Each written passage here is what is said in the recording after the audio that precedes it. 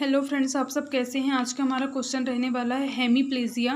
Hemiplegia इसका मतलब क्या है। हेमी मतलब हाफ और प्लेजिया मतलब पैरालिसिस। तो क्या हम देख लेते हैं। Hemiplegia is the condition where there is the paralysis of the one half of the patient's body.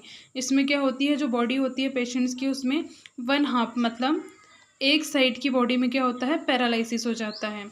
फिर इसमें आ जाएगा या तो लेफ्ट साइड होगा या राइट साइड होगा। फिर is a not that the hemiplegia is the not hemiparesis where in the one half of the body is weakened but not paralyzed. Hemiplegia is the more several than hemiparesis. जो hemiplegia होती है वो ज़्यादा severe होती है हेमीपेरेसिस से।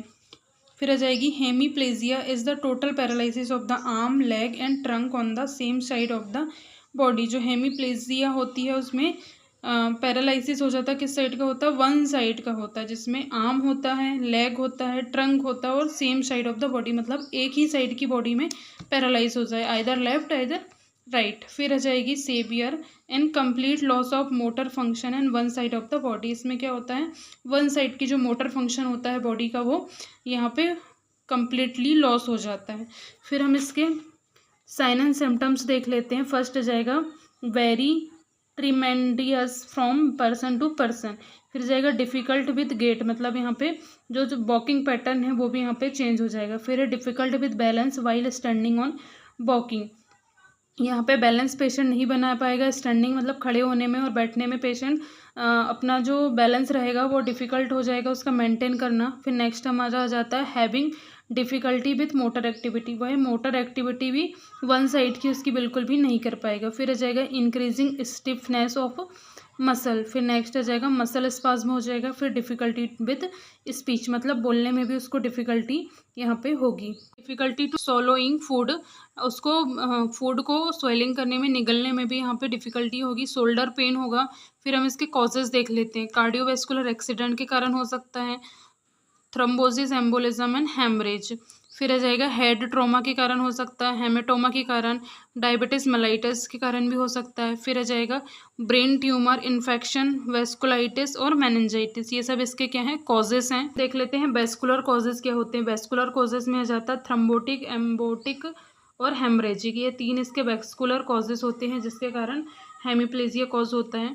फिर आ जाएगा ट्रीटमेंट, हम देख लेते हैं इसका। इसके फार्माकोलॉजिकल ट्रीटमेंट में आ जाएगा blood thinner to reduce the cardiovascular blockage and decrease the change of the future stroke. इसमें फार्माकोलॉजिकल में ब्लड थिनर पेशेंट को दिया जाता है जो फ्यूचर स्ट्रोक को यहाँ पे प्रिवेंट कर सकता है या फिर ब्लॉकेज होने से बचाता है।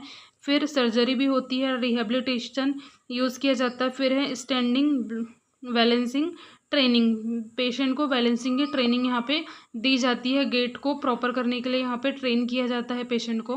थेरेपी भी सिखाई जाती है जैसे bed positioning, sitting, trunk control, walking, stair clumping और ADLS। ये सब पेशेंट को यहाँ पे फिजिकल बेसिक थेरेपी में सिखाया जाता है। फिर है रिहेबिलिटेशन, इसमें हम गोल देख लेते हैं। To restore loss ability as much as possible.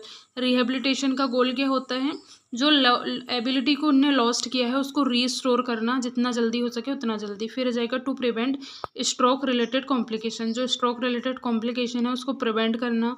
फिर है to improve the patient quality of life, patient की क्वालिटी ऑफ लाइफ को इंक्रीज करना। फिर है to educate the patient and family about how to prevent recurrent stroke. यहाँ पे हमें पेशेंट को एजुकेट भी करना है और उसके फैमिली मेम्बर को भी एजुकेट करना है कि वो किस तरीके से जो इसको प्रिवेंट करना है, स्ट्रोक को प्रिवेंट करना है और कैसे उसको अपनी लाइफ स्टाइल को इम्प्रूव करना है। इन सब चीज़ों के लिए पेशेंट और उसके फैमिली मेम्बर को हमें एजुकेट करना है। इसका एम क्या क्या होता है, इम्प्रूव होता है लाइफ स्टाइल को इम्प्रूव करना, बैलेंसिंग बनाना मतलब गेट उसका प्रॉपर करना, मूवमेंट मतलब जो मोटर एक्टिविटी है उसको वो कर पाए। फिर है कोऑर्डिनेशन, मतलब जो उसका बॉडी का कोऑर्डिनेशन है, मेंटल और फिजिकल, वो प्रॉपर तरीके से कोऑर्डिनेट करके वॉक कर पाए, सिट कर पाए, ये सब प्रोसेस को वो कर पाए, मोटर एक्टिविटी को कर पाए। यहाँ पे हमारा ये क्वेश्चन फिनिश होता है। Thank you for watching this video.